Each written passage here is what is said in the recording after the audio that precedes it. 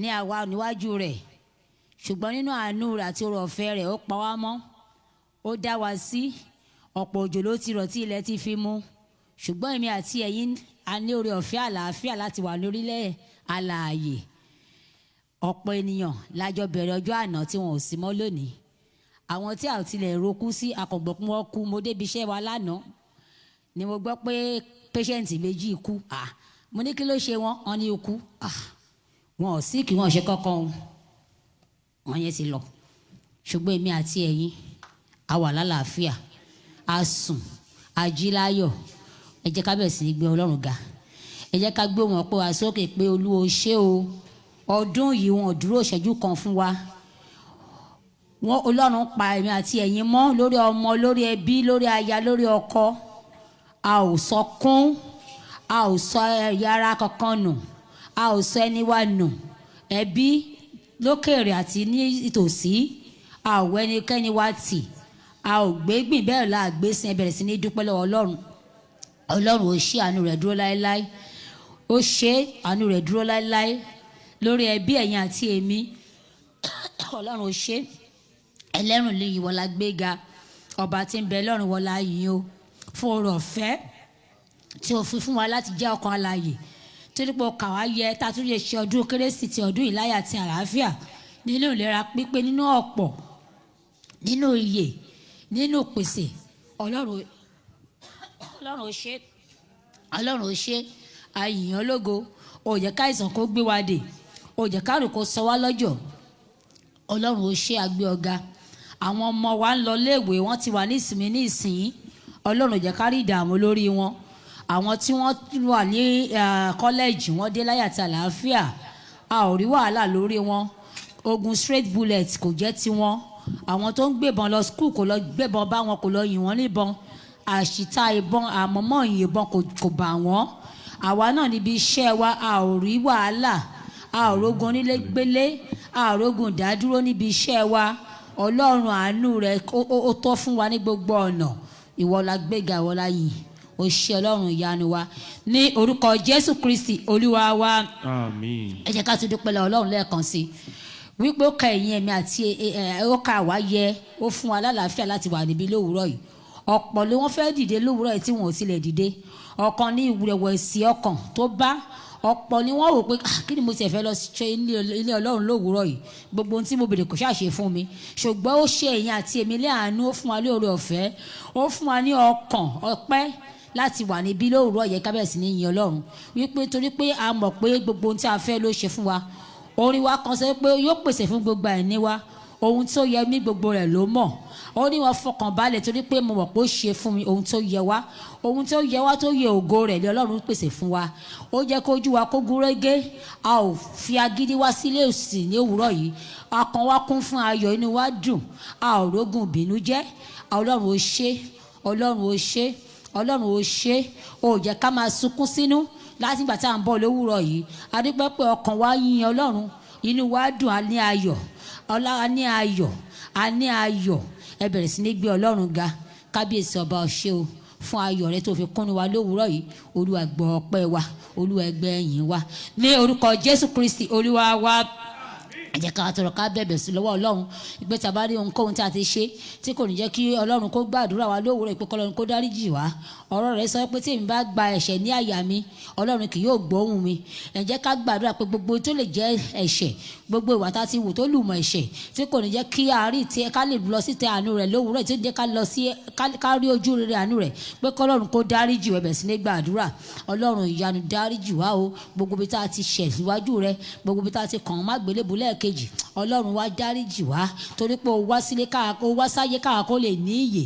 Orúkọ Jésù a bẹ̀ ọ́, gbogbo tó lè mú wa kọsẹ̀ níwájú rẹ tí a ti ṣe nínú ìṣòro nínú ìṣe wa, Ọlọ́run wá dáríjì wá. Àánú la tọrọ fún, Olúwa fàánú rẹ bá wa lò.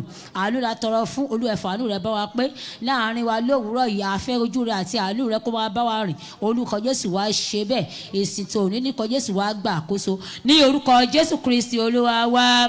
ẹ jẹ́ ká gbàdúrà ká fi bú gbogbo agbára kágbára yìí tí ó lè fẹ́ bá a péjọ ní òwúrọ̀ yìí tí kò ní jẹ́ kí iṣẹ́ ìsìn wa kó ṣe ìtẹ́wọ́ pé kí Ọlọ́run kó gbé wọn dè gbogbo agbára tí a wá nínú Ọlọ́run tí a kò rí pé kí Ọlọ́run kó gbé wọn dè àdúrà ní orúkọ Jésù orúkọ Jésù. Ǹjẹ́ Ọlọ́run ìyanu abẹ̀bẹ̀ atọrọ gbogbo agbára tí a wá nínú Ọlọ́run tí a kò rí agbára tí kò fògo fún Ọlọ́run gbogbo agbára tí tó fẹ́ bá ọ pín ògo ǹjẹ́ apá wọn pọ̀ lówùúrọ̀ ìyá gbé wọn dè sí iná orúkọ Jésù ẹ máa wọnú ìdè ní orúkọ Jésù ẹ máa wọnú ìdè ní orúkọ Jésù ẹ máa wọnú ìdè gbogbo agbára tó lè fẹ́ ṣàdúrà jẹ́ gbogbo agbára tó lè fẹ́ ṣalamí láàrin wa olú ẹ máa gbọnú ìdè ẹ máa gbọnú ìdè ní orúkọ Jésù wọ́n la fẹ́ rí Ọlọ́run sọ̀kalẹ̀ láàrin wa agbára rẹ la fẹ́ kó gbàkóso Ọlọ́run wa ṣe bẹ́ẹ̀ gbàkóso láàrin wa ní orúkọ Jésù Kristi Olúwa wa. Ẹ jẹ́ ká fi àwọn tí Ọlọ́run ti yàn láti lò lówùúrọ̀ ilé Ọlọ́run lọ́wọ́ pé kí Ọlọ́run kó dì wọ́n ní àmọ̀rè ọ̀tún kó fi agbára ẹ̀mí mímọ́ gbé wọn ró àdúrà ní orúkọ Jésù orúkọ Jésù. Bàbá tí ń bẹ lọ́run jẹ́ gbàdúrà fún agbára ẹ̀mí mímọ́ rẹ láti ṣamọ̀nà gbogbo ọkàn kọ̀ọ̀kan èyí tí Ọlọ́run ti yàn láti lò ní òwúrọ̀ yìí orúkọ Jésù agbára rẹ gbé wọn ró ní orúkọ Jésù ẹ̀mí mímọ́ rẹ dì wọ́n ní àmọ̀rè ní orúkọ Jésù gbogbo iṣẹ́ ìsìn tí onílà gbé sínú mọ́lẹ̀ orúkọ Jésù ẹ darapọ̀ mọ́ wa agbára ẹ̀mí láti òkè ọ̀run wá Olúwa fi dì wá mú ní orúkọ Jésù gbogbo ọkàn tí ẹ ti yàn láti lò Olúwa ẹ darapọ̀ mọ́ṣẹ́ sí wọn ìwọ Ọlọ́run la fẹ́ rí ìwọ Ọlọ́run la fẹ́ gbéga Olúwa fara rẹ wọ̀n gẹ́gẹ́ bí akọni Olúwa fara rẹ wọ̀n gẹ́gẹ́ bí olùtùnú Olúwa fara rẹ wọ̀n gẹ́gẹ́ bí ọba àlàáfíà Olúwa fara rẹ wọ̀n gba àkóso ní orúkọ Jésù Kristi Olúwa wa. Ọlọ́run alágbára gbé ọ̀gá ṣe ọlọ́ba adúpẹ́ lọ́wọ́ yín lórúurọ̀ yìí lẹ́ẹ̀kan sí torí pé kàwáyé láti wà níwájú yín àṣẹ yín lọ́ba pé láti ọdún tó kọjá tá a ti ṣe olùsìn báyìí kẹ́yìn adúpẹ́ pé ẹ jẹ́ kí ọkàn wa kó ṣàìsàn ẹ ò jẹ́ kí ọkàn wa kó dààmú adúpẹ́ pé ẹ jẹ́ kí ọkàn wa kó lọ sí ipò òkú orúkọ Jésù gbọ́ ọpẹ́ wa. Ǹjẹ́ a ti débi ní ọdún yìí lẹ́ẹ̀kan sí Olúwa a bẹ̀ ọ́ bí a ti ṣe ti ọdún yìí lórúkọ Jésù ẹ̀mí wa ní ọdún tó ń bọ̀ jẹ́ ká pé jẹ́ kí ojú wa kó pé kẹsẹ̀ wa kó pèlé a ó máa yìn a ó máa gbé ọ̀gá. Ǹjẹ́ à ń tẹ̀síwájú nínú ìsìn tí òwúrọ̀ lórúkọ Jésù ẹ darapọ̀ mọ́ wa Olú ẹ máa bá wa lọ ní ipò gbogbogbò a ó máa fi ìforúkọ yín títí láé ní orúkọ Jésù Kristi òun ni a gbàdúrà àmín.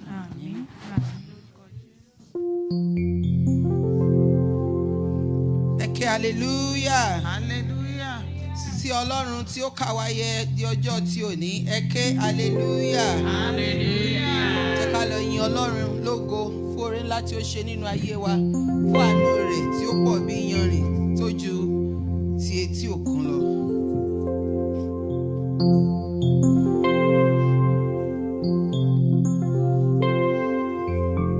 Hallelujah.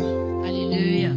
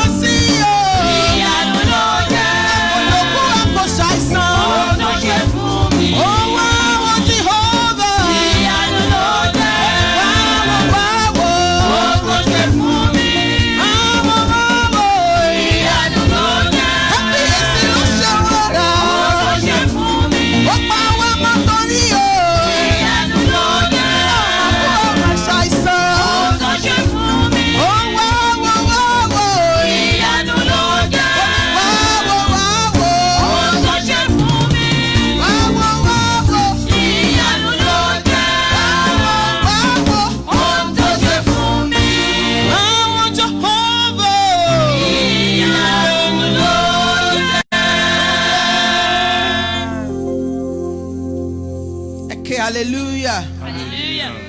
A ó máa tẹ̀síwájú nígbà tá a máa kọrin nínú ìwé orin RH number 130. Wá ẹ̀yin olóòótọ́ láyọ̀ àti ṣẹ́gun. Wá ká lọ sí Bethlehem. Wá ká lọ wo ọba àwọn áńgẹ́lì.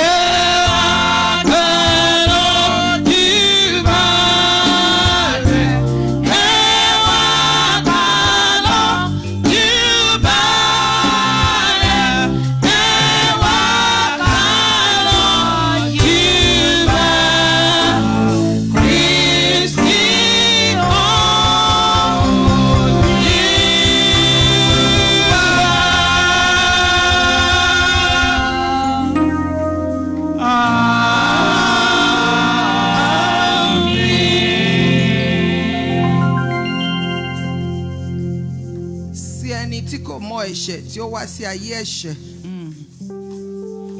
Sí Ọlọ́run tí kò kórìíra inú múndíá, tí ó rẹra rẹ̀ sílẹ̀ tá a bí níbòjì ẹran.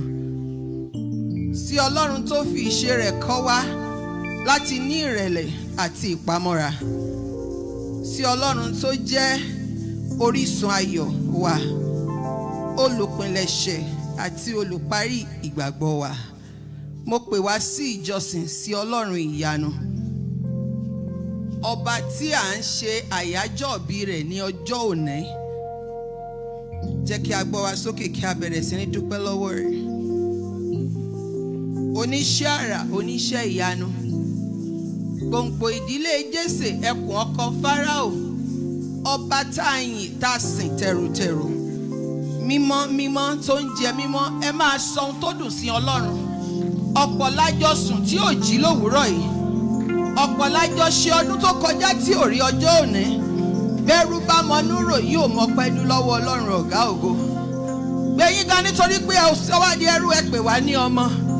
Arúgbó ọjọ́ ẹ ṣé.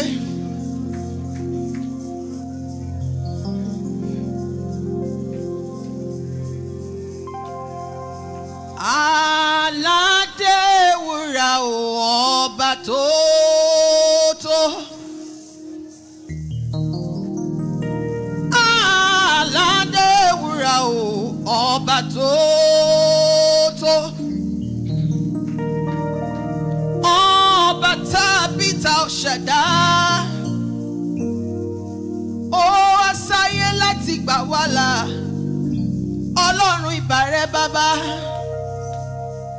Kò bá sí ẹ̀yìn Ọlọ́run kò lè sí àwa. Ẹlẹ́rù nìyí àgbé ọ̀gá. Àwọ̀ wájú àwọ̀ ẹ̀yìn.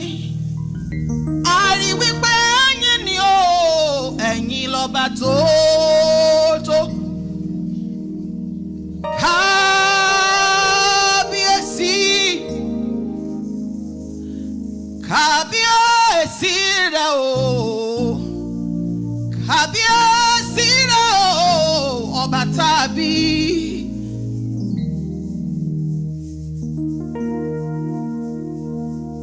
Ọba lẹ́ ó máa jẹ́. Ẹlẹ́dùmarè ọba lẹ́ ó máa jẹ́. Gbanigbani, lániláni, wọ́níwọ́ní, múnimúni. Alágbádá iná, aláwọ̀ tẹ̀lẹ̀ ọ̀run. Mímọ́ tó ń jẹ, mímọ́ tó ń wà, mímọ́ tó fi mímọ́ bọ̀rọ̀ bí aṣọ. Ọba lẹ́ ó máa jẹ́. Jésù ọba lẹ́ ó máa jẹ́. Ọba tí ẹ pè tó ń finá dáhùn. Ọba lẹ́ ó máa jẹ́. Ọba tí ẹ pè tó ń finá dáhùn. Ọba lẹ́ ó máa jẹ́. Ọba ni ó. Ọba lẹ́ ó máa jẹ́.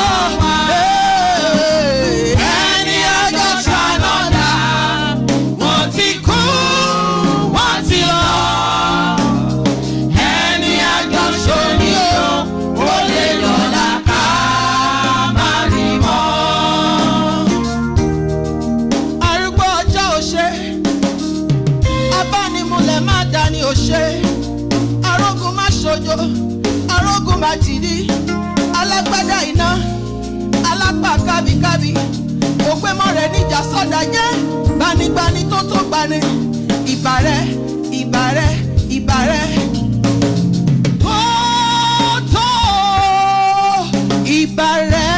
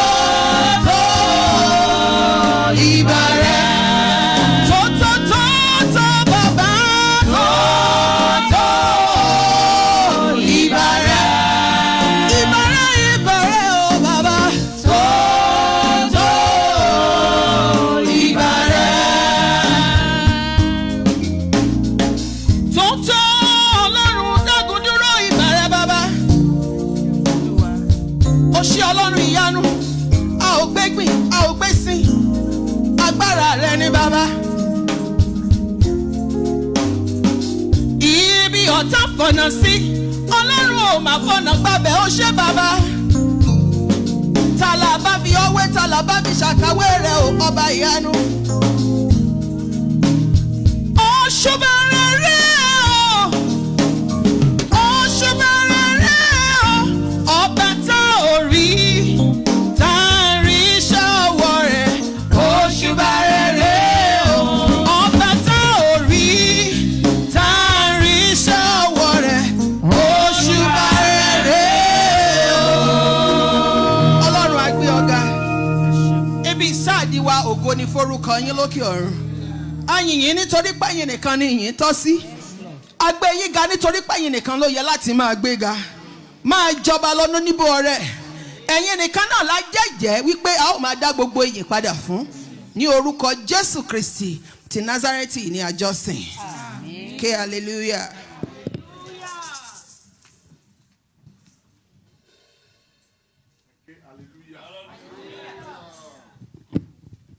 Ẹ ké hallelujah. Mo rò pé hallelujah yẹn jù bẹ́ẹ̀ lọ. Olúwa dá wa sí láti ọdún tó ti kọjá tí a ti ṣírò ọjọ́ báyìí kẹ́yìn. Ó yẹ ká hallelujah wa kó pọ̀ jù bẹ́ẹ̀ lọ. Ó yẹ ká yìrá ká yin Ọlọ́run torí ọ̀pọ̀lọpọ̀ ewu ni Olúwa gbé fún wa dá.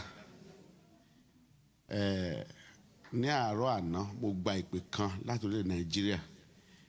Ẹni tí ò ṣàìsàn tí ò sí nǹkan tó ṣe ó jí láàárọ̀ àná ó lọ kíyàn lé kẹta ó ń padà bọ̀ ló ṣubú ló dẹ̀ kú adẹ̀sín kílẹ̀ àná tó ṣú ó jí símọ́lẹ̀ àlàyé lọ kíyàn ó ń bọ̀ kó padà wọlé ẹ̀ mọ́ ó dẹ̀ ṣubú lọ́nà ó dẹ̀ kú nílé kẹta síra wọn adẹ̀sín kílẹ̀ àná tó ṣú eré àti èmi arìnrìn àjò àwa ọkọ̀ a ò fi yọ̀ wọ́n ṣùgbọ́n mo sọ yìí pé kí a lè mọ orí tó ló wá ṣe fún wa ní eré àti èmi ò sọjú ẹni yẹn náà lọ ó lè ṣẹlẹ̀ sẹ́nikẹ́ni nínú wa ṣùgbọ́n Ọlọ́run ò jẹ́ kí irú ẹ̀ kó ti ṣẹlẹ̀ sí àwa ní àkókò yìí àwa láyé àwa láàyè ẹ jẹ́ ká di dúkà kí hallelujah méje láti dúpẹ́ lọ́wọ́ Ọlọ́run fún ìpamọ́ àti ààbò àtàwọn tó fi fún wa tí ò jẹ́ kí á dòkú tí ò jẹ́ ká dọ̀fọ̀ tí ò jẹ́ kí ibi kò ṣẹlẹ̀ sẹ́nikẹ́ni wa hallelujah méje ńlá o hallelujah hallelujah.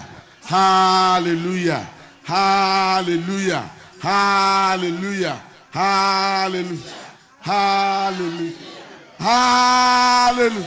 Ẹ̀yin Jésù lógo. Olódùmarè kábíyèsí o. Ẹ jẹ́ kí a jókòó ọba tó pọ̀ nípa ti agbára bó ti wù ló ń ṣọlá ẹ̀. Ògo ni f'Olódùmarè.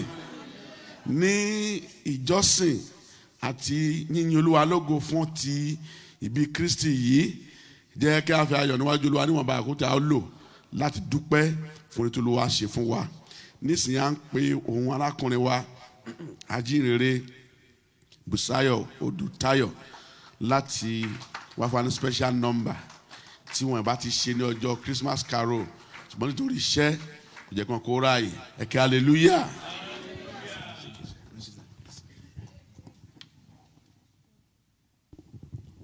Praise the Lord.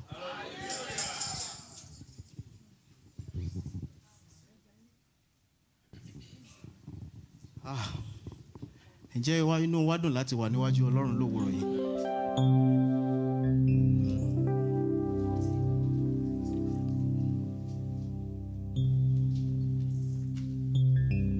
Amen.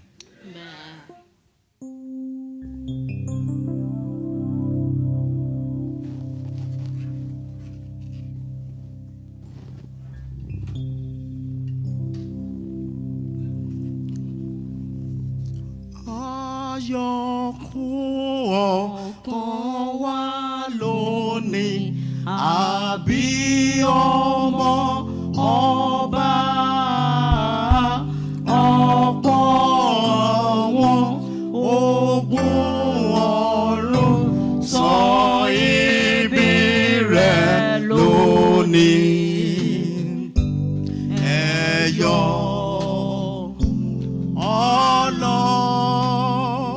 Ọlọ́run dé níyàn, ó wá jókòó sáyé. Orúkọ wo ló dùn tó yìí?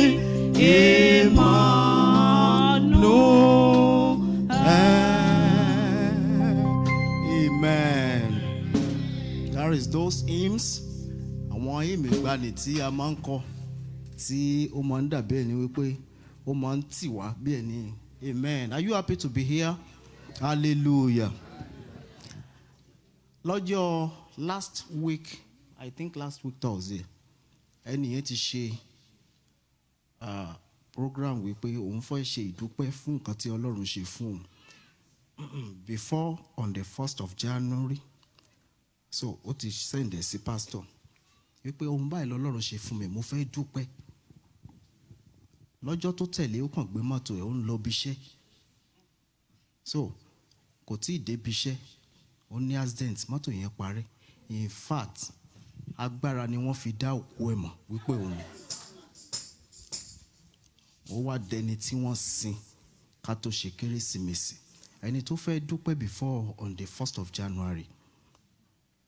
So tí Ọlọ́run bá wá pa èmi àti ìwọ mọ́, tí ẹsẹ̀ rẹ méjèèjì tó lè fi rìn báyìí, tó dẹ̀ lè sọ̀rọ̀, tó lè jẹun, tó lè dúpẹ́ lọ́wọ́ Ọlọ́run. Oh my God. Ṣé ẹ mọ̀ pé ọ̀pọ̀ lájọ bẹ̀rẹ̀ January? Ó mọ, in fact, I sent text to some people the beginning of this month. Happy new month. Ṣùgbọ́n bí mo ṣe ń sọ̀rọ̀ yìí, ó ti ń bá àwọn áńgẹ́lì. Ìyẹn tó bá ṣe rere nínú ayé ni o. A máa bá àwọn áńgẹ́lì kọrin, a máa ṣe mímọ́. Dọjọ́ ìdá. Ṣùgbọ́n tí ò bá sí yẹn, a wà nínú ibi tí wọ́n kó wọn pamọ́ sí dọjọ́ ìdájọ́. Dìde dúró gbogbo ènìyàn. Bàbá olùtọ́jú ènìyàn, gbé ọwọ́ rẹ sókè. Sára rẹ̀ rèé o.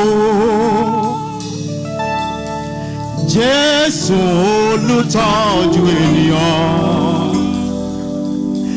Sára rẹ̀ rèé o. Ó bá wu Ọlọ́run tó bá pa ọmọ tilétilé tẹbí tará rẹ̀, tó dá ọmọ rẹ̀ sí, tó dá ọkọ àti ìyàwó rẹ̀ sí, tí ò jẹ́ kó lógun ẹkún, tí ò jẹ́ kó lára ọ̀fọ̀. Ó ń bà ìbànújẹ́ ń bà láti oṣù September. Ìbànújẹ́ a sì máa bà sílẹ̀ àwọn kan. Ọlọ́run tí ò jẹ́ kó mẹ́nu ọ̀nà tirẹ̀. Gbé ọwọ́ rẹ sókè gbogbo ènìyàn. Bàbá olùtọ́jú ènìyàn. Pariwo, sára rẹ̀ rèé o. Ọlọ́run Jésù olùtọ́jú ènìyàn. Sára rẹ̀ rèé o. Ẹ ṣé Jésù tẹ́ fi fẹ́ ládàá mi sí. Ọ̀pọ̀lọpọ̀ ló ti kú tí wọ́n ti fi lẹ́bọ̀. Ó wo Olúwa nínú àánú rẹ̀, Olúwa láàánú rẹ̀, ó fìfẹ́ ńlá dá wa sí. Ògo ìyìn ọlá ló yẹ ọ́, ọpẹ́ ọpẹ́ o. Fìfẹ́ ńlá dá wa sí. Ọ̀pọ̀lọpọ̀ ló tí wọ́n ti kú, tí wọ́n ti fi lẹ́bọ̀, tí wọ́n ti dẹni àgbégbìn o.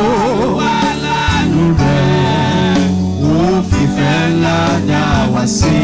Ògo ìyìn ọlá ló yẹ ọ́, Mèsáyà. Ẹ la ojú yín gbogbo ènìyàn, ẹ la ojú yín, ẹ kàn wò mí báyìí. Wíwá tí mo wà láàyè agbára mi kọ́, wíwá tí mo wà láàyè ògo ni forúkọ rẹ̀. Pé òṣùbà yẹn fún Ọlọ́run o.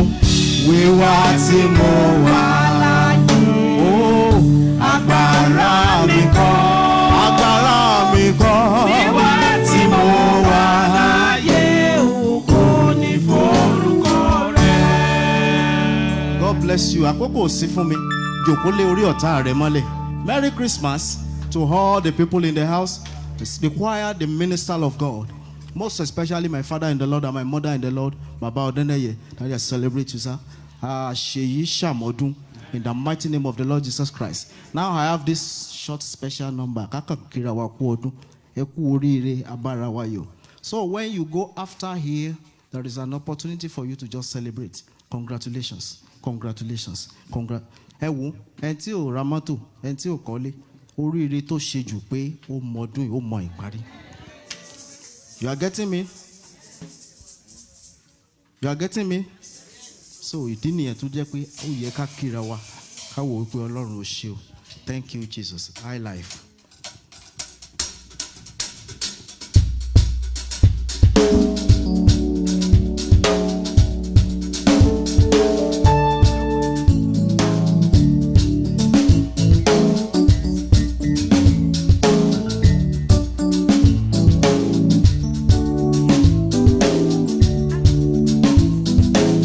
Ẹ kú oríire abára wa yọ̀, ẹ kú oríire abára wa yọ̀, abára wa yọ̀, ọdún àyàbò, ọmọ Ọlọ́run kú àbọ̀, ìgbàlà ló mú wá. Abára wa yọ̀, ọdún àyàbò, ọmọ Ọlọ́run kú àbọ̀, ìgbàlà ló mú wá. Ẹ kú oríire abára wa yọ̀ o, ẹ kú oríire abára wa yọ̀ o, abára wa yọ̀, ọdún àyàbọ̀, ọmọ Ọlọ́run kú àbọ̀, ìgbàlà ló mú wá. Abára wa yọ̀, ọdún àyàbọ̀, ọmọ Ọlọ́run kú àbọ̀, ìgbàlà ló mú wá.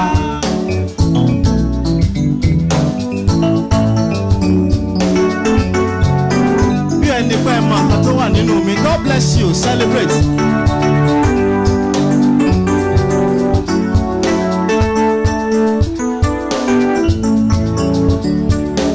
Ní Bethlehem ti Judea, níbẹ̀ náà gbé bí Olúwa o. Ibùjẹ́ rere, mo fẹ́ ká mọ̀, ìrẹ̀lẹ̀ ló fi kọ́ wa.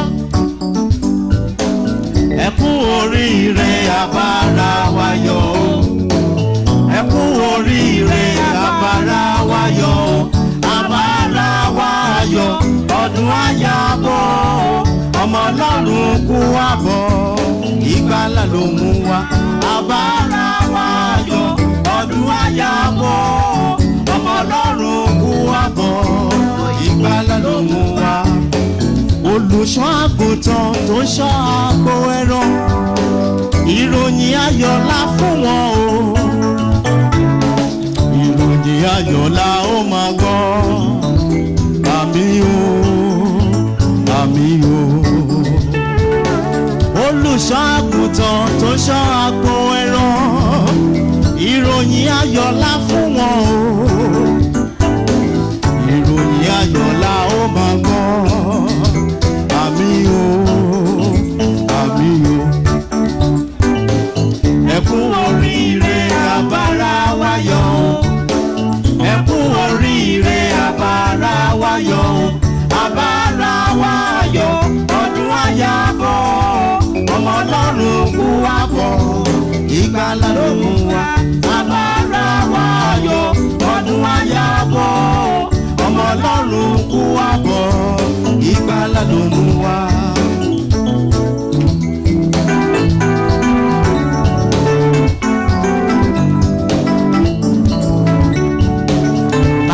Kábíyèsí rẹ̀ o ọba ìgbàlà, ó mọ̀ kú àbọ̀. Mo forí balẹ̀ mo wólẹ̀ fún wọn, mo sì bá rúgbúrúgbú. Mo yíká ọ̀tún mo yíká òsì fún ọba tàbí. Òṣùpá rẹ̀ rèé o aládé wúrà ọba ògo. Ẹ kú oríire àbára wa yọ̀ o. Ẹ kú oríire àbára wa yọ̀ o. Àbára wa yọ̀ ọdún àyàbọ̀. Ọmọ Ọlọ́run kú wá bọ̀. Ìgbàlà ló mú wa. Àbára wa yọ̀ ọdún àyàbọ̀. Ọmọ Ọlọ́run kú wá bọ̀. Ìgbàlà ló mú wa. Àbára wa yọ̀ ọdún àyàbọ̀. Ọmọ Ọlọ́run kú wá bọ̀. Ìgbàlà ló mú wa. Thank you, God bless. Jẹ́ ká yìn Jésù lógo. Ògo f'Olódùmarè. A kú ọdún àyàbọ̀ fún gbogbo wa. Jẹ́ kí a gbọ́ ìfilọ̀ wa. Ẹ kẹ́ hallelujah. A kú ọdún, a kú ìyèdún. Ẹ̀mí wa ṣe púpọ̀ ẹ̀ lórílẹ̀ ayé nínú àlàáfíà. Ẹ jẹ́ jẹ́ rí ẹni tó ń bá wa jọ́sìn fún ìgbà àkọ́kọ́. Ẹni tó ń bá wa jọ́sìn fún ìgbà àkọ́kọ́. Ẹ kẹ́ hallelujah.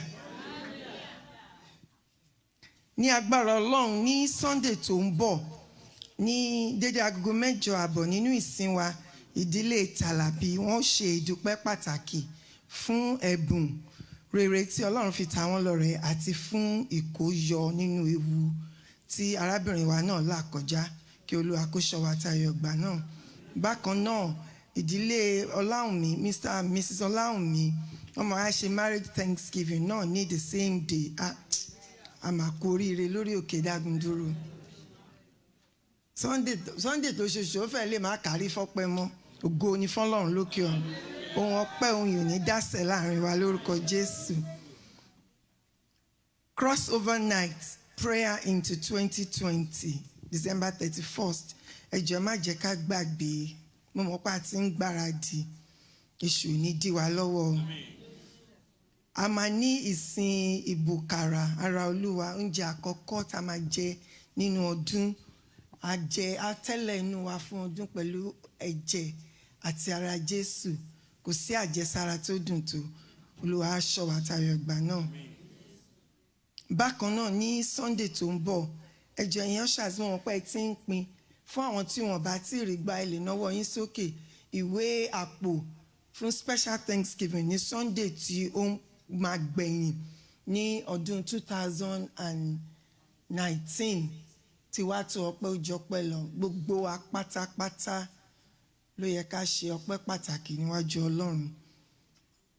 Ẹ jọ̀ọ́ mo fi tọ̀wọ̀tọ̀wọ̀ pé àwọn bàbá wa Mr. Kẹ́hìndé Ojúkọ̀yà àti ìyàwó wọn pé kán dìde dúró nítorí ọ̀pọ̀lọpọ̀ ń béèrè pé wọn ò mọ̀ wọ́n. Ok, ẹ wò wọ́n o, ẹ bá mi focus camera sí. Ok, àwọn mọ́mì nìyẹn, dádì nìyẹn. Ẹ kẹ́ hallelujah. Ní agbára Ọlọ́run ní January 10 ní dédé agogo 6 níbí a ó ṣe ìsìn ìdágbére fún màmá wa ìyẹn màmá dádì Chief Mrs. Christian Abọ́sẹ̀dé Odùkọ̀yà ní aago 6 January 10. Ẹ ti rí wọn sì ti mọ̀ wọ́n. Mo tẹ ẹrù ọba mi náà nítorí Dágúndúró àjọ máa ń ṣe gbogbo nǹkan ni. Ẹ kí hallelujah. Ẹ jókòó ma, ẹ jókòó sá. Bákan náà fún ìkan náà àwọn màmá wa tí ó di olóògbé ní oṣù November tó kọjá, àwọn ìdílé wọn yóò wá ṣe ọpẹ́ pàtàkì fún wọn. Wọ́n ti sin wọn November 12 náà ṣaláìsí. Ní November 13 wọ́n ti sin wọn, ṣùgbọ́n gẹ́gẹ́ bí ohun tó fi sílẹ̀ àti gẹ́gẹ́ bí ìfi oore hàn fún àwọn ẹbí, wọn máa wá ẹ jẹ́ ká fi sọ́kàn ní January 26 láti bá wọn ṣe ọpẹ́ náà. Olúwa ṣọ́ wa tayọ ìgbà náà. À ń lọ sínú ọdún tuntun. Ìwọ tí ò bá tí bẹ̀rẹ̀ sí ní darapọ̀ mọ́ wa nínú àdúrà òwúrọ̀, àyè rèé fún ọ láti ṣe ìpinnu tuntun. Ó ṣe pàtàkì. Mo mọ̀ pé gbogbo àwa tí a máa ń join láràárọ̀ la ní ọ̀rọ̀ ẹ̀rí rere. So ẹ jẹ́ ká túbọ̀ tò ìrìn náà kálẹ̀. Ẹni tó bá dẹ̀ wá ń bí tó bá jọ̀lẹ̀ ní set alarm 6:15 IG ẹ̀ wá gbà. It is true. Ó ṣe pàtàkì. Torí ọ̀pọ̀lọpọ̀ ìgbà ni àwọn nǹkan tá ò lè gbàdúrà. Ẹ̀mí máa ti mínísítà sí bàbá. Ó lè jẹ́ nǹkan yẹn gangan ni wọ́n fúnra rẹ̀ ń rò lọ́kàn nǹkan tó ń là kọjá. Ó ṣe pàtàkì láti máa ṣe lè 30 minutes péré ni Olúwa ràn wá lọ́wọ́. Bákan náà àdúrà orí ìlà wa ní ọjọ́ Sunday ní aago 6:30 ní ìrọ̀lẹ́ àti ní ọjọ́ Wednesday ní agogo 9 ní èdè Gẹ̀ẹ́sì. Eléyìí ṣe pàtàkì pàápàá fún àwọn ọmọ wa. Olúwa ràn wá lọ́wọ́, Ọlọ́run á fààyè gbà wá. Àti lákòótán ìsìn Tuesday prayer meeting ní 9 p.m. ní a máa ń ṣe ní every Tuesday. Ọjọ́ ìṣẹ́gun àbí ní Tuesday. Àdúrà yẹn dẹ̀ máa ń gbóná gidigidi. Ẹ jọ̀ọ́ ẹ jẹ́ ká fi sọ́kàn kí a bẹ̀rẹ̀ sí ní darapọ̀ mọ́ wa. Olúwa gbọ́ ẹ̀bẹ̀ àti àdúrà wa. Tí ìfilọ́ba tún ṣìkù àwọn bàbá máa fi tó wa létí. Ẹ ké hallelujah.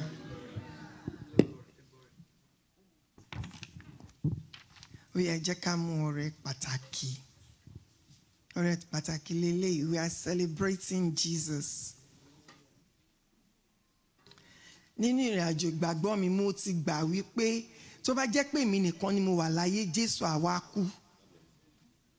Mo gbà bẹ́ẹ̀.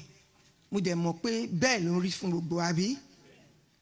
Christmas, yes, we are going to exchange gifts, but it's not about us. Christmas is about Jesus. So ẹ jẹ́ ká ta Kristi lọ́rẹ. Bí àwọn májáì mẹ́ta yẹn ṣe ṣe, wọ́n mú kí ni wúrà, tùràrí àti òjìá, wọ́n lọ fi ta lọ́rẹ. Yes, owó ni, ṣùgbọ́n ìrere ni fún Kristi. So ẹ jẹ́ ká, ẹ má fi owó yẹpẹrẹ sí o, owó gidi, ọrẹ gidi fún Kristi. Tá bá ti ṣe, ẹ jẹ́ ká dìde pẹ̀lú ọrẹ wa. Ẹ jẹ́ ká dúpẹ́ ní ọwọ́ Ọlọ́run. Wípé Olúwa ó dá mi sí. Ó tún jẹ́ kí Kérésìmesì 2019 kó ṣojú mi. Mo wà láyé, mo wà láàyè. Ó tún wá fún mi ní oore ọ̀fẹ́ nínú ọ̀pọ̀ tó o fún mi. Mo wá tún mú díẹ̀ wá síwájú rẹ. Ẹ jẹ́ ká dúpẹ́ ní ọwọ́ Ọlọ́run. Ẹ jẹ́ ká wá sọ fún Ọlọ́run, mo ta ọ́ lọ́rẹ ní 2019 nígbà tó máa ṣe 2020 àti èmi àti ilé mi. Jẹ́ kí ojú wa kó pé, kí ẹsẹ̀ wa kó pèlè. Gbogbo ẹbí Dágúndúró ká má fẹ́ nìkankan ṣàwárí nínú wa. Kí ẹbọ ọpẹ́ wa ní òwúrọ̀ yìí kí ó ṣe mímọ́, kó ṣe ìtẹ́wọ́gbà, kó ṣe òórùn dídùn, kí ọ̀run kó ṣí, kó súre fún gbogbo wa bí a ti mú wa ní orúkọ Jésù Kristi Olúwa wa. Akọrin.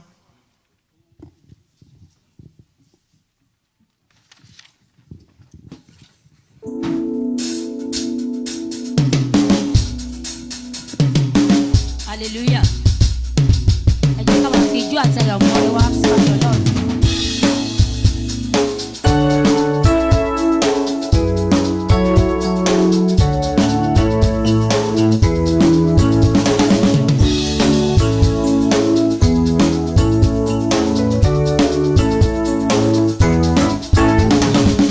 Aráyé yọ̀, àbí Jésù.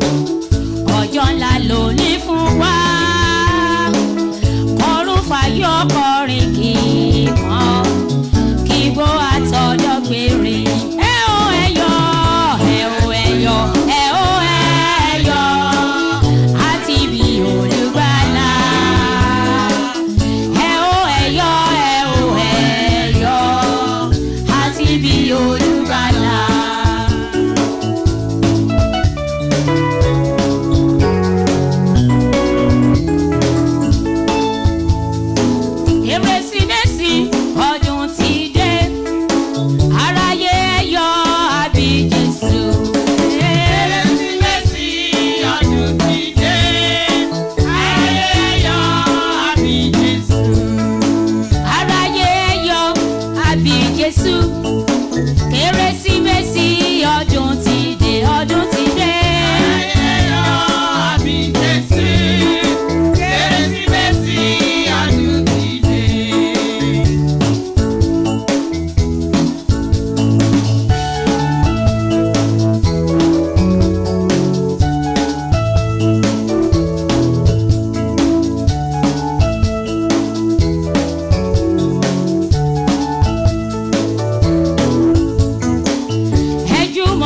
Gbogbo ẹ̀dá láyé yìí àti lọ́run, kí gbogbo ohun alààyè nílẹ̀ lókè yìn Jésù. Ẹ fògo fún, ẹ fògo fún, ẹ fògo fún ọba látàbí lónìí. Ẹ fògo fún, ẹ fògo fún ọba látàbí lónìí. Ẹ fògo fún.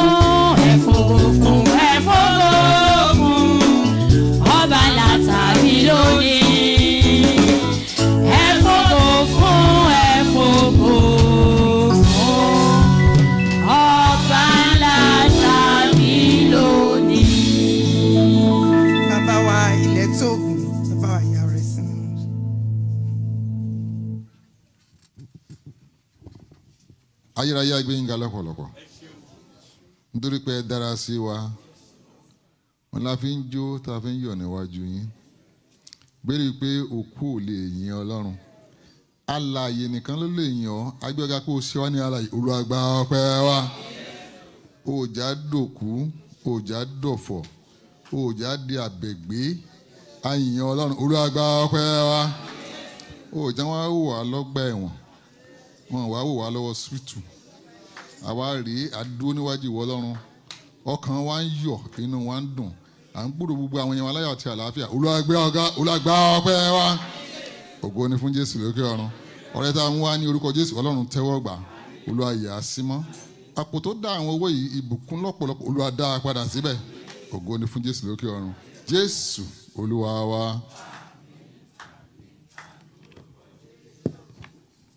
Hallelujah. Ẹ kú ọdún, àṣẹ ìṣàmọ́dún, ọdún àyàbọ̀. Àfijọ́ ọ̀tọ̀ pé màmá wọ dẹ́nà ẹ̀, mo fẹ́ kán dúró kájọ dúpẹ́ lọ́wọ́ yín fún ìtọ́jú. Mo dúpẹ́ lọ́wọ́ gbogbo ẹ̀yin ọmọ Ọlọ́run. Gbogbo ìgbàlẹ̀ máa ń yà wá lẹ́nu pé ó ti ń débi pé kẹ́rù máa bàyàn pé Ọlọ́run máa jẹ́ kí n tẹ́ lọ́wọ́ àwọn èèyàn wọ̀nyí. Ẹ ṣé, mo dúpẹ́ púpọ̀ lórúkọ èmi àti aya mi àti ìdílé wa lápapọ̀. A dúpẹ́ fún ìtọ́jú. Láàárọ̀ ẹ̀yin tẹ́ wà lórí àdúrà orí ìlà, ẹ gbọ́ ńgbà tí mo sọ pé wọ́n ta Jésù Kristi lọ́rẹ nǹkan mẹ́ta. Ṣé ló dàbí pé ẹ̀yin àti àwọn amòye yẹn ṣe pàdé? Nǹkan mẹ́ta lẹ́yìn náà fún wa gẹ́gẹ́ bí ẹbí. Àkọ́kọ́, ẹ fún wa ní ìfẹ́. Number one, ìfẹ́. Kò dẹ̀ sí ẹ̀tàn nínú ìfẹ́ yẹn, bó tilẹ̀ jẹ́ pé ọ̀pọ̀lọpọ̀ gbà la máa ń ṣe nǹkan tí ó tẹ́yìn lọ́rùn. Pàápàá èmi ayé ní problem pẹ̀lú màmá. Ẹnìkan sọ pé tí a bá jọ gbé àpótí ìbò pé wọ́n máa nà mí flat. Mo ní ṣùgbọ́n bó jẹ́ àwọn náà ló wọlé, ilé mi náà ló ń gbé bọ̀. Hallelujah. Ìfẹ́, number one. Èkejì ni àdúrà.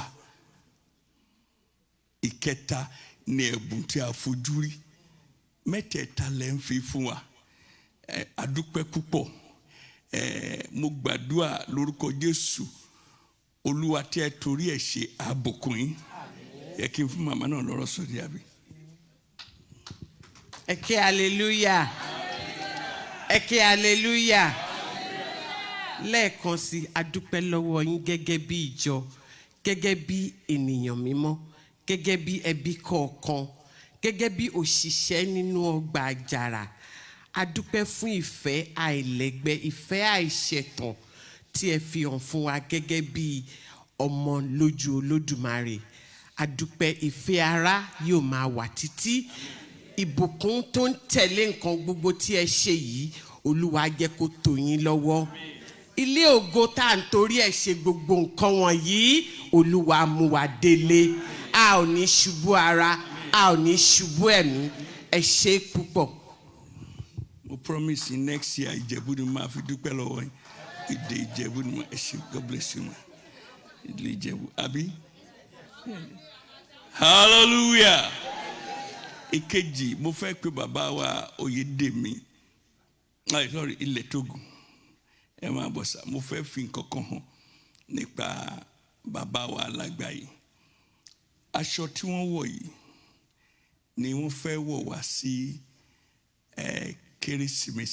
kérésìmesì kí ọ̀tá tó gbógun Christmas carol kí accident yẹn tó ṣẹlẹ̀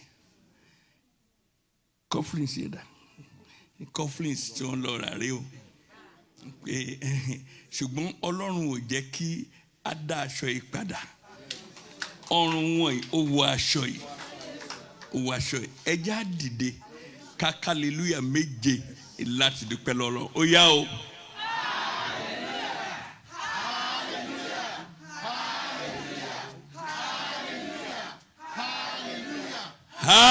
Hallelujah ẹ̀yin Olúwa lógo tí a bá fẹ́ kọrin ìdúpẹ́ báyìí mo fẹ́ lè sọ pé àwọn ẹgbẹ́ akọrin tí mo ní ti máa kọ bàbá wẹ́ ni wọ́n máa ṣíwájú wa láti kọrin ó yẹ ká dúpẹ́ lọ́wọ́ Ọlọ́run ò jẹ́ ká sìnkú ló kọ̀ láti a máa ṣọdún tuntun. ẹni bá rí mọ́tò náà á mọ̀ pé Ọlọ́run ló kó wọn yọ.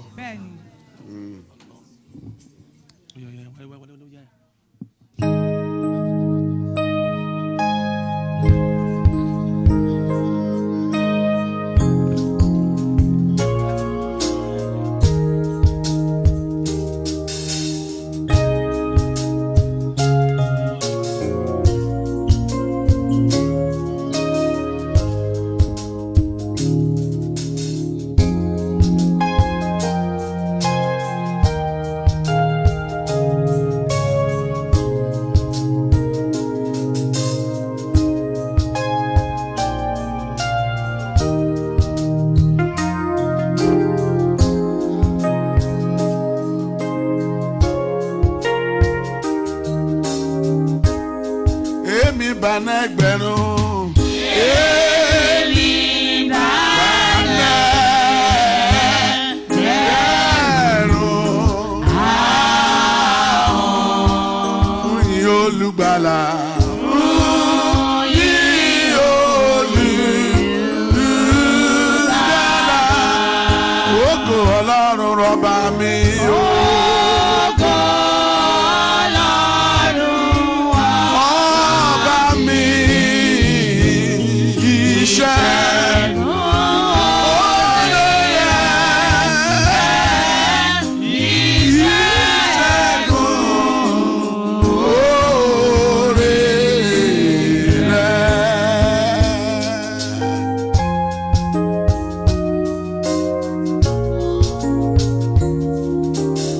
Jésù tó ṣẹ̀rù àdáyọ̀. Jésù tó ṣẹ̀rù àdáyọ̀. Ó mú bànújẹ́ tán o. Ó mú bànújẹ́ tán. Orin ni létí rẹ̀ lẹ́sẹ̀.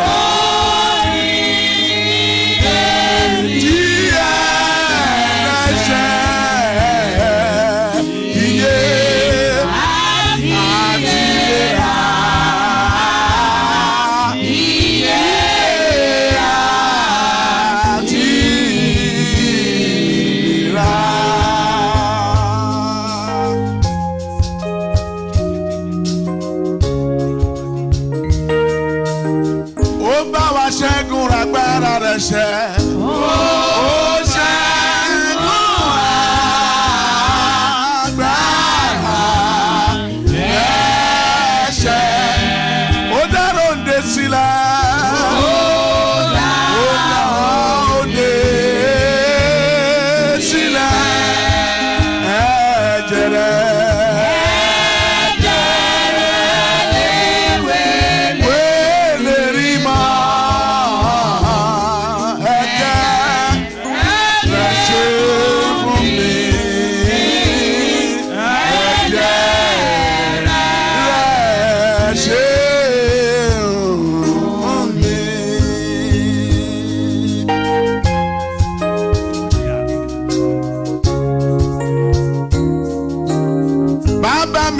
tọlọ́run mi bàbá mi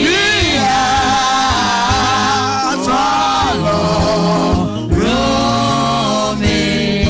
Fún mi ní ìrànwọ́ rẹ̀, fún mi ní ìrànwọ́ rẹ̀. Kí lè rọ́ká gbogbo ayé ọ̀la orúkọ rẹ̀ ọ̀la orúkọ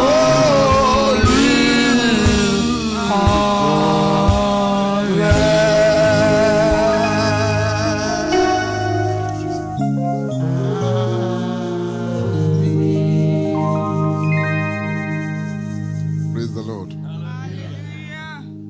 Praise the Lord. Oh. Mo kàn fẹ́ dúpẹ́ lọ́wọ́ Ọlọ́run kí n dẹ̀ dúpẹ́ lọ́wọ́ bàbá àti gbogbo àwọn tán gbọ́ tí wọ́n ti fìfẹ́ hàn because mo ti gba ìpè lọ́pọ̀lọpọ̀. I just thank him because èrò tí mo ní Sátánì fẹ́ yí padà. Tí wọ́n gbọ́ Ọlọ́run ga pé bí Sátánì fẹ́ búkọ̀ èrò Ọlọ́run yóò wá sí ìmúṣẹ. Mo dúpẹ́ fún ìfẹ́ tí ìjọ yìí ní. Gbàgbọ́ pé mo dẹ̀ ní mo gbàdúrà pé ìfẹ́ náà yóò máa gbèrú sí i. Iná ìfẹ́ tí Ọlọ́run ti dá sí ìjọ yìí Sátánì ò ní pa. Ẹ ṣé lọ́pọ̀lọpọ̀, God bless you. Ẹ jẹ́ ká gbàdúrà ní orúkọ Jésù. Ẹ gbọ́ ẹ̀yin ọmọ Ọlọ́run, iṣẹ́ ìránṣẹ́ pásítọ̀ iṣẹ́ tó nípọn ni. Mo bá ìyàwó wọn sọ̀rọ̀, mo kí wọn kú ọdún. Àdìgbà tí wọ́n ti dé first time tí mo bá ìyàwó wọn sọ̀rọ̀ nìyẹn. Kí ni ká ti wá gbọ́? Ẹnu wo ni mo tún fẹ́ sọ fún wọn pé báyìí ṣẹlẹ̀? Ní orúkọ Jésù. Ní orúkọ Jésù. Ní orúkọ Jésù. Àbájọ Bíbélì sọ pé nígbà tí mo rán yín jáde ní méjì ẹ ṣàìní nǹkan kan bí ara ohun tí ẹ ò jẹ́ ká ṣàìní ní ààbò. Ẹ ò jẹ́ kí orúkọ yín kó di ìsọ̀rọ̀ òdì sí. À ń gbàdúrà, à ń sọ̀rọ̀ pé a ní ọ̀tọ̀ ní nylon bag, ọ̀tọ̀ ní body bag. Ẹ ò jẹ́ kí ọ̀tá kó gbé bàbá ìwọ́nú body bag. Ṣeun Olúwa. Ọlọ́run gba ìyẹn àtọ́pẹ́ wa. Jésù gbọ́pẹ́ àtìyìn wa. Ọpẹ́ àtìyìn wa lórúkọ Jésù jẹ́ kó ṣe tẹ̀wọ́ gbà. Adúpẹ́ pé ẹ jẹ́ kí ẹgbẹ́ yìí ká lójú ẹkún. Ẹkún ayọ̀ là ń sùn. Nítorí ewu náà ó fò bàbá kọjá. Ọlọ́run gbọ́pẹ́ àtìyìn wa. Gbogbo ogun tó kù ètò iṣẹ́ lórúkọ Jésù jẹ́ kí ètò kù kó di àṣẹ wọlé. A ò ní fojú sunkún ẹnì kankan. A ní fara gbàwé ẹnì kankan. Mo gbàdúrà lórúkọ Jésù Kristi, a ní báwọn ṣe náwó pósí. Ògo ni fún orúkọ Olúwa. Ní orúkọ Jésù Kristi Olúwa wa. Àmín, àmín lórúkọ Jésù, àmín. Ẹ ṣé pọ̀ sá, ẹ ṣé pọ̀ mà. God bless you. Ìwé Jòhánù orí kẹta ẹsẹ̀ kẹrìndínlógún mo promise wa wípé lágbára ọdún mo sọ fáwọn èèyàn pé kán gbé ráìsì kaná wípé máa make sure pé ńgbà tí wọ́n máa fi dé kò ní àti jóná àti. I take it back pé kò ní jóná wọ́n máa bá ráìsì tó ti jiná gẹ́gẹ́ ni nítorí náà a ó ṣe pàápàá àṣọrí ọ̀fẹ́ a máa lọ.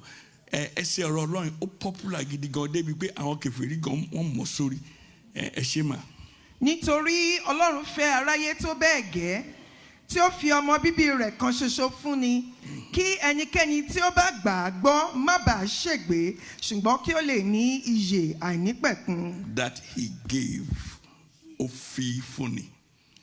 Nínú Bíbélì àwọn oní research wọ́n confirm pé ìgbàgbọ́ believe ó wà nínú Bíbélì 272 times ní Bíbélì sọ nípa belief ìgbàgbọ́. Nípa àdúrà ó ní 371 times ní Bíbélì sọ nípa àdúrà. Bẹ́ẹ̀ ni nípa ìfẹ́ bí ìfẹ́ ṣe jẹ Ọlọ́run lógún tó 714 times ni wọ́n sọ̀rọ̀ nípa ìfẹ́ ṣùgbọ́n tí a bá ń sọ̀rọ̀ nípa fífúnni Ọlọ́run fẹ́ràn ayé tó bẹ́ẹ̀ gẹ́ ó fi fún wa ní fífúnni 2,162 times ni wọ́n sọ̀rọ̀ nípa ìfífúnni give 2,162 times Ọlọ́run kì í ṣe akálùlò tó bá ń sọ nǹkan gbọmọ ó fẹ́ kó wà nínú ọkàn wa kó jinlẹ̀ nínú ọkàn wa ní fífúnni Ọlọ́run fẹ́ràn ayé tó bẹ́ẹ̀ gẹ́ ó fún wa ní ọmọ bíbí rẹ̀ mo kíyèsí àwọn fífúnni tó jọ mọ́ ìgbàlà tó jọ mọ́ kérésìmesì mo ka mẹ́rìnlá méjìlá tó jọ mọ́ fífúnni lákọ̀ọ́kọ́ Ọlọ́run fún wa ní ọmọ rẹ̀ ẹ fi yẹn ṣe ní àbí ó fi fún wa ló fi jẹ́ pé màmá ń sọ̀rọ̀ nípa pé ẹ̀bùn mo ń retí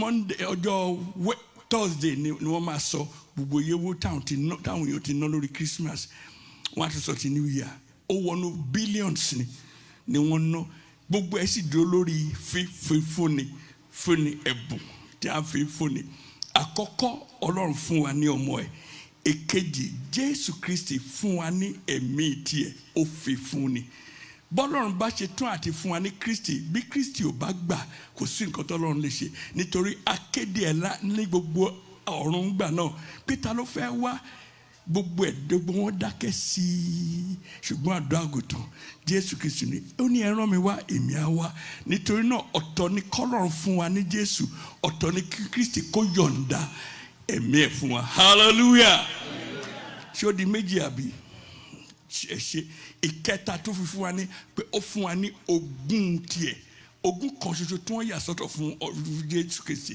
òun nìkan ṣoṣo ni ọmọ bíbí inú ẹ̀ kan ṣoṣo ogún yẹn òun nìkan ló ní ó sì yọ̀ǹda ẹ̀ fún wa ó di mẹ́ta hallelujah bẹ́ẹ̀ ni ẹ̀rí pé nígbà táwọn áńgẹ́lì táwọn darandaran tí wọ́n ń daran Bíbélì sọ pé òṣùpá sì tàn ó mọ́lẹ̀ sí wọn òṣùpá náà fún wa ní ìmọ́lẹ̀ tiẹ̀ gbogbo ẹ̀ ó ń tọ́ka sí ìgbàlà òṣùpá the moon gave its light the star gave direction ìràwọ̀ ló darí àwọn amòye gbogbo ẹ̀ ó ń tọ́ka sí pé Ọlọ́run tó fún wa ní Kristi báwọn tó kù ò bá fún wa ní nǹkan kan kò ní débi tó yẹ kó dé òṣùpá fún wa ní ìmọ́lẹ̀ ìràwọ̀ fún wa àwọn amòye ní ìtọ́ni bẹ́ẹ̀ ni ilẹ̀ ó fún wa ní koríko tí a fi tẹ́lẹ̀ ibi tí Jésù Kristi tó sùn nígbà àkọ́kọ́ nígbà tó wáyé the earth gave its straw everything had to do with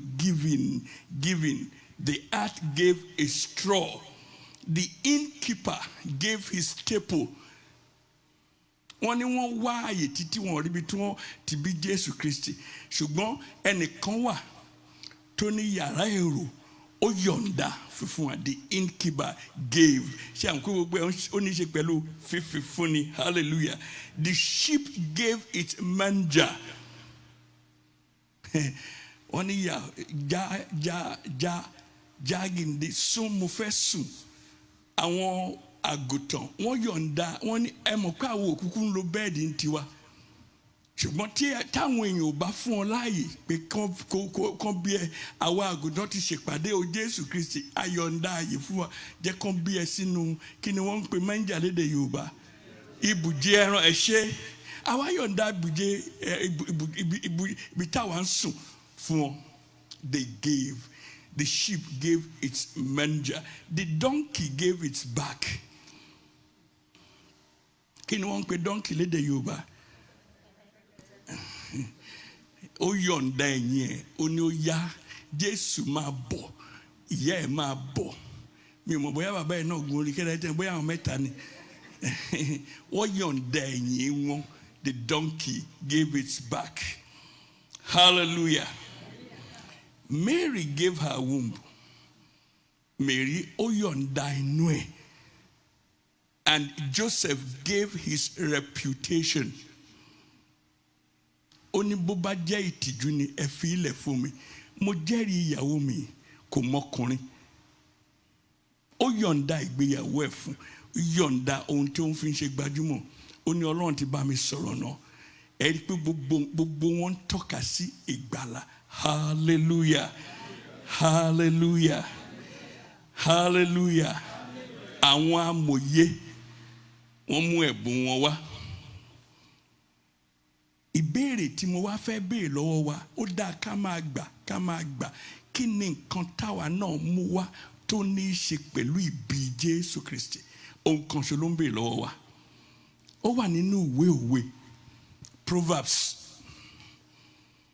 orí 23 ẹsẹ̀ 26. Proverbs chapter 23 verse 25. The donkey gave its back, the star gave direction, the moon gave its light, the earth gave its straw, Mary gave her womb, Joseph gave his reputation. What are you giving him? What does he want? Kí ló ń béèrè lọ́wọ́ wa? Yes, ma. Proverbs 23, sir. 23, 26. Okay, ọmọ mi. Ọmọ mi. Fi àyà rẹ fún Ó mi. ti tán, fi àyà rẹ fi fún mi. Kí ni ìdí tó ṣe nílò àyà wa? Ẹ gbọ́, orí la fi ń ronú, àyà ọkàn la fi ń ṣèpinnu. Tí ẹ bá ronú, tí ẹ bá yiri ẹ wò, tó bá ti dé ọkàn wa, nǹkan tí a bá ti sọ ni, yẹ mo ṣe tọwọ́ bà kó báyìí, mo ń ronú ni, orí ló wà. Tí n bá ti mú $10 jáde tó wáyé pé Captain Lawan mú fẹ́ fún $10, tọkàn yẹn bá ti pinnu ẹ̀ straight mo lọ sọ́dọ̀ ẹni. Tí ò bá ti dọ́kàn tó bá yìí wà lórí, mo yìí ń ronú ni mi ò tí mọ̀. Ṣùgbọ́n tí n bá ti yọ jáde bá ọkàn ti pinnu ẹni, ó ti pàṣẹ. Ọkàn yẹn lolúwa ní fífún fún wa. Ìwé ìfihàn, ó ní mo dúró ní ọkàn ló kan ọkàn rẹ, mò ń kànkùn. Ó ní bí o bá jẹ́ ṣí fún mi, èmi ó wọlé, èmi ó sì bá ọ jẹ. Wọ́n wá àyè fún ní yàrá níbi tí wọ́n bí Jésù Kristi sí. Wọn ò rí ìgbà náà, wọn ò ráàyè. Gbogbo wa la máa dá àwọn yẹn lẹ́bi pé kí lẹ́ ń wò. Tólùgbàlà wáyé tí ẹ̀ wá rí ibì kan bí ó sọ pé ibùjẹ ẹran ni. Tó bá yẹ pé mi wà láàyè ńgbà yẹn, pálọ̀ mi wà lẹ̀ bedroom, máa kúrò ní bedroom mi fún ni. Ṣùgbọ́n àwa ń bẹ̀, ọkàn àyà wa ló fẹ́ gún wá sí. Ọkàn wa ló fẹ́ gún wá sí. Ẹ fún mi ní àyà yín, ẹ fún mi ní ọkàn yín, èèyàn ọmọ Ọlọ́run. Kí ló wá fẹ́ fi ṣe? Ní kúkúrú ká tó gbàdúrà. Àkọ́kọ́ ó fẹ́ fi wá joyè kan tó wà ní ìwé Kọ́ríńtì kejì orí 5 ẹsẹ̀ 17. 2 Corinthians chapter 5 verse 17. Give me your heart. Every other thing gave something for Christ to come into the world. What are you giving? Nítorí náà. Yes, tẹ̀síwájú. Yes. Tẹ̀síwájú. Yes. Báwa làjà sọ́dọ̀ ara rẹ̀. Ó bá wa làjà sọ́dọ̀ ara rẹ̀. Tí ó sì ti fi iṣẹ́ ìránṣẹ́ ìlàjà fún wa. Ibi tí a ń lọ nìyẹn. Fún mi ní ọkàn mi, fún mi ní ọkàn rẹ. Mo fẹ́ lò láti iṣẹ́ ìlàjà. Tẹ̀síwájú. Èyí ni pé Ọlọ́run wa nínú Kristi ó ń bá aráyé làjà sọ́dọ̀ ara rẹ̀. Tẹ̀síwájú. Kò sì ka ìrékọjá wa sí wọn lọ́rùn. Ó sì ti fi ọ̀rọ̀ ìlàjà lé wa lọ́wọ́. Ó fi ọ̀rọ̀ ìlàjà yìí lé wa lọ́wọ́. God bless you. Fún mi ní ọkàn rẹ. Nítorí mo fẹ́ lò, we gather to worship, we scatter to witness. We gather to worship him, we scatter to go and witness to the world, reconcile the world with Christ. Kí ni túmọ̀ ìwásáyé Jésù Kristi? Táyé bá ṣì wà tún bá wa reconcile dọ́là. Bíbélì sọ pé ẹnikẹ́ni tí a gbàlà kó sáàpọ̀ fún ìgbàlà ẹlòmíràn. Tí neighbor ẹ bá wà tí ò tí gba Kristi, oníṣẹ́ ṣe. Fún mi ní ọkàn rẹ, mo fẹ́ lò láti iṣẹ́ ìlàjà. Ìwásáyé Jésù Kristi kò ní túmọ̀ bá a bá lò láti fi ṣe ìlàjà. Ṣé bó wá láti wá làjà ni? Ó wá láti mú wa padà sọ́dọ̀ Olódùmarè ni. Ó ní fún mi ní ọkàn rẹ kó lè fi ṣiṣẹ́ ìlàjà. Number 2. 1 Corinthians chapter 2 verse 9. 2 verse 9. 1 Corinthians chapter 2 verse 9. Ṣùgbọ́n gẹ́gẹ́ bí a ti kọ pé ohun tí ojú kò rí àti tí etí kò gbọ́ tí kò sì wọ ọkàn ènìyàn lọ, ohun wọn ni tí Ọlọ́run ti pèsè sílẹ̀ fún àwọn tí ó fẹ́. Fẹ́ ó ti tán. Tí ẹ bá fúnyàn ní ọkàn yín, ẹ fẹ́ràn ẹ̀ ní ìfẹ́. Ẹ gbọ́ ìgbà Christmas láwa yìí. Ó ṣeé ṣe you can give without love, but you cannot love without giving. You can give without love, because if the person is in charge of issuing of contract, you give him. To I go or well or do letting back contract. Kia le machine pass one in Nandia. Me mon control pe mi ba what di basket give basket. Emule money ekwodusa. Ṣùgbọ́n tó bá yẹ pé o fẹ́ràn ẹni wà fún ó ní Ọlọ́run fẹ́ràn ayé tó bẹ́ẹ̀ gẹ́ òfìfún ẹ wá wo nǹkan tí màmá ká ó ní tí ẹ bá wá fi ọkàn yín fún mi tí ẹ bá fẹ́ràn mi màá fún yín ní nǹkan mẹ́ta ohun tó dúró tí rírí ohun tí ò tí gbọ́ rí ohun tí ò tí wọnú ọkàn èèyàn èèyàn kì í fún Ọlọ́run ní ọkàn èèyàn kó má jèrè ń bẹ́ẹ̀ ohun tí mẹ́ta tí a ń sọ yìí à ń pè ní invention pé wà nú ẹ àwọn àṣírí ilé-iṣẹ́ ńláńlá mo ń ṣe ìwádìí kan nípa àwọn logo ilé-iṣẹ́ mo wá wo logo Amazon mo wá ṣe research lórí ẹ̀ kí ni ìtumọ̀ logo Amazon nǹkan tó yà báyìí tó ṣe bí tó dàbí pé ó ń rẹ́rìn yẹn ó ń sọ pé gbogbo services táwọn bá rẹ́ndà àwọn máa rẹ́ndà tẹ̀ríntẹ̀rín hallelujah ó ẹ̀ẹ́dẹ̀ rí i pé Amazon A to Z ló fi ìlà yẹn sí A to Z ni ẹ máa sọ pé ṣé yẹn kan ṣe pastor èèyàn lè máa wàásù fún àwọn ọ̀jọ̀gbọ́n báyìí kó má ṣe research ẹ̀yin lẹ́ràn mi jẹ́ mo fi ń ka gbogbo ìwé tí mo ń kà hallelujah A to Z yẹn ó yà báyìí ó ní pé gbogbo product A to Z màá máa tà ṣe Amazon ti ta gbogbo nǹkan ayé tán báyìí kò sí nǹkan tí ẹ wá dọ́dọ̀ wọn tí ẹ gbà ṣùgbọ́n ẹ ó tayọjú Amazon lọ tí ẹ bá yọ̀ǹda ọkàn yín fún hallelujah lákòótán tí ẹ bá ti jọ̀wọ́ ọkàn yín fún tí ẹ sì ń ṣèlàjà pẹ̀lú aráyé á wá fẹsẹ̀ ọ̀rọ̀ ẹ̀ múlẹ̀ wípé èmi làjàrà ẹ̀yin lè ká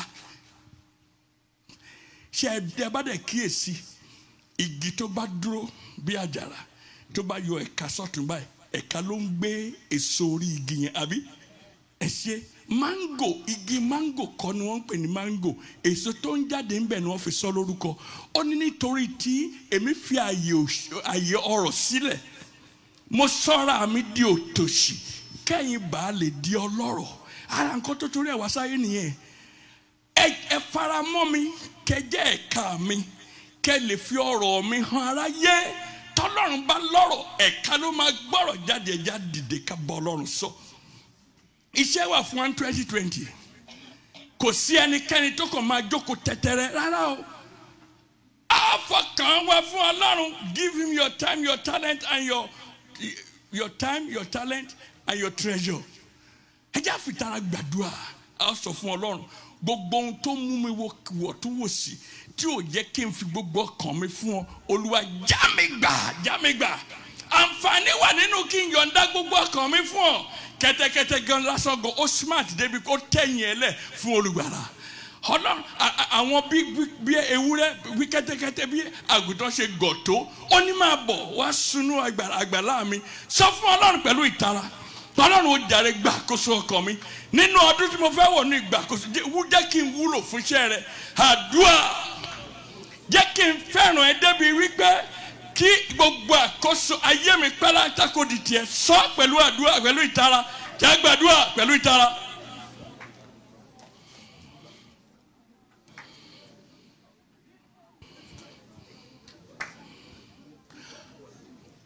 Ọlọ́run fẹ́ràn ayé tó bẹ́ẹ̀ gẹ́ ó fún wa ní ọmọ bíbí rẹ̀ kan ṣoṣo Jésù Kristi fẹ́ràn wa débi pé ó yọ̀ǹda rẹ̀ láti kú fún wa kí ni wọ́n ń fún padà kí là ń fún padà ọkàn tó yẹ ká fi fún ọkàn à ń fi ń ṣèjà ní ẹlòmíì bó ṣe wọnú chọ́ọ̀chì ó ti fojú àwọn kan ó ti wò wọ́n pẹ̀lú ojú kíkorò ọkàn burúkú rárá Ọlọ́run la ká fọkàn yín fún bó bá nílò láti ṣèlàjà láàárọ̀ yóò àǹfààní ló wà fún wa yìí o kì í ṣọkàn téèyàn fi ènìyàn sí ọkàn tọ́lọ́run gbé kì í ṣọkàn téèyàn fi èèyàn sí kì í ṣọkàn téèyàn fi ń ṣàgbèrè tó fi ń ṣe pàǹṣágà gbàá Olúwa gbàá mo fẹ́ túbọ̀ wúlò fún ọ sí Olúwa gbàá kan mi. Kí láǹfààní ikú rẹ̀ lórí àgbélébù tí ń bá jèrè ọkàn àwọn ènìyàn ràn mí lọ́wọ́ kẹ́mi náà lè iṣẹ́ ìlàjà ṣàánú mi.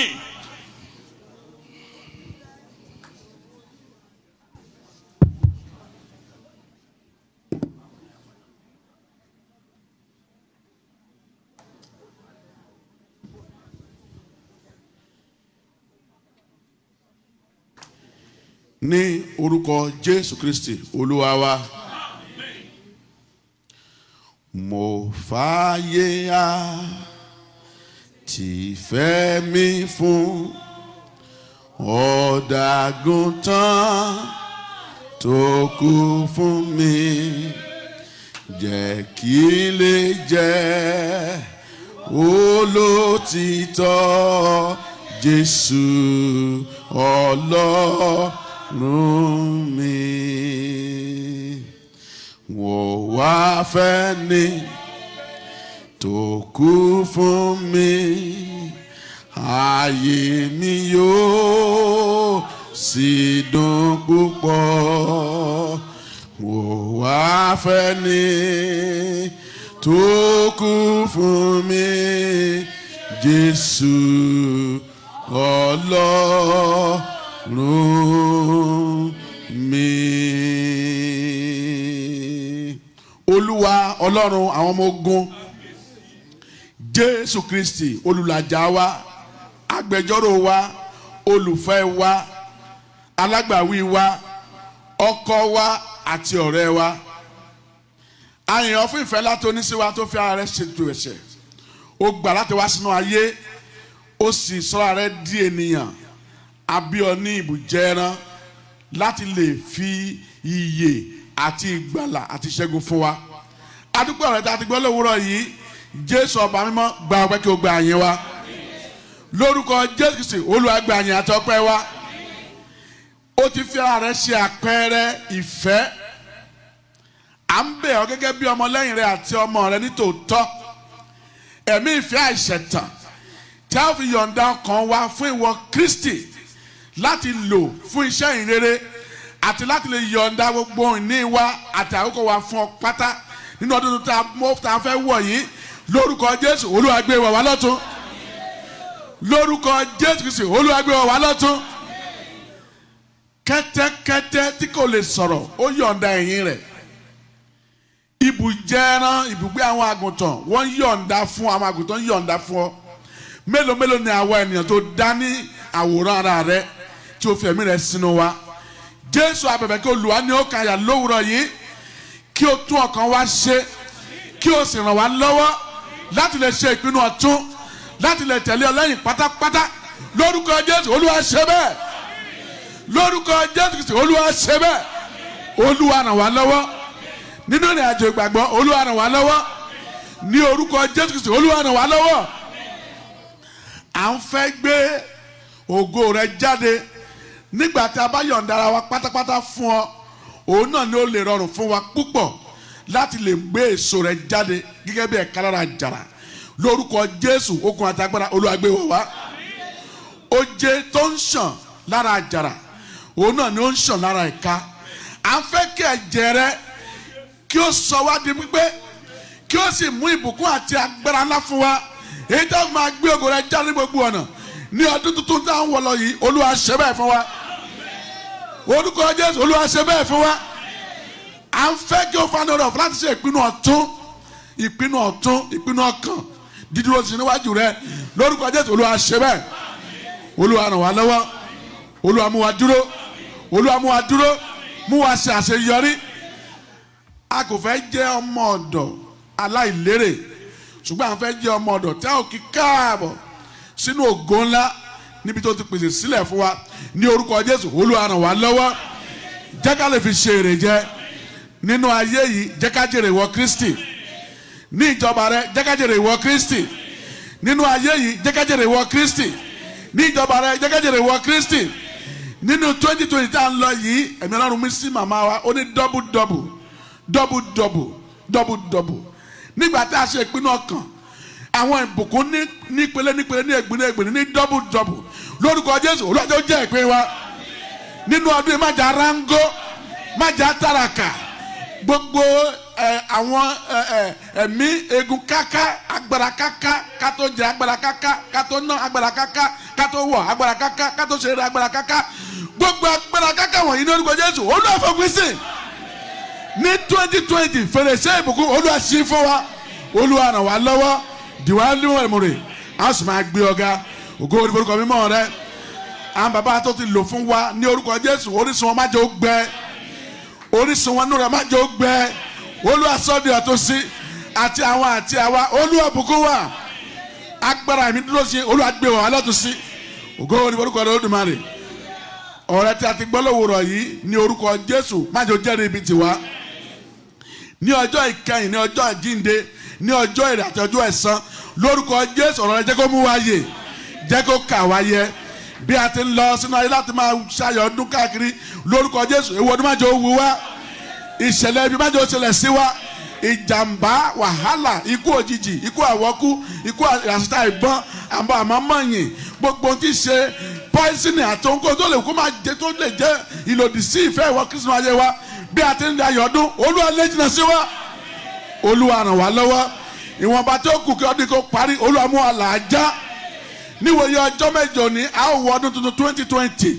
lórúkọ Jésù gbogbo àwọn tí ń bẹ ní abẹ́ omi yá tìrìbí aláta lè yàn sí ohun tí ṣe ikú òjijì ikú àwọ̀ kíkú àdákú Olúwa mẹ́jọ wọlé wa Olúwa dá àbúrò wa mú wa ládùn Nàìjíríà àti àlàáfíà kí a fàyà wọ ọdún tuntun ká lè fògófògó mímọ́ rẹ a ó sì máa gbé ọ̀gá ẹlẹ́dàá wa ògo ní fògófògó mímọ́ rẹ torí àgbàdua ní orúkọ Jésù Kristi Olúwa àti olùgbàlà wa.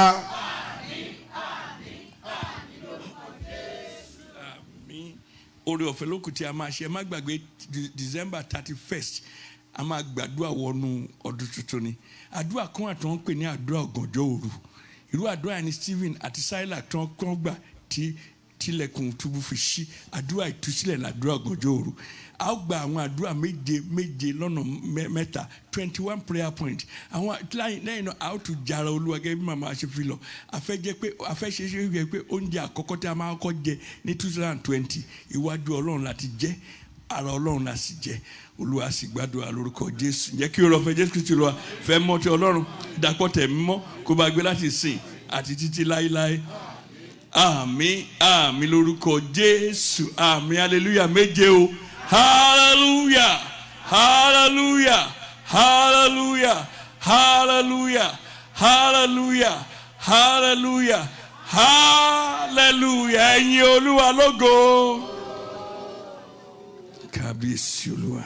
Ẹ ṣé Merry Christmas. Àṣeyíṣẹ́ àmọ́dún.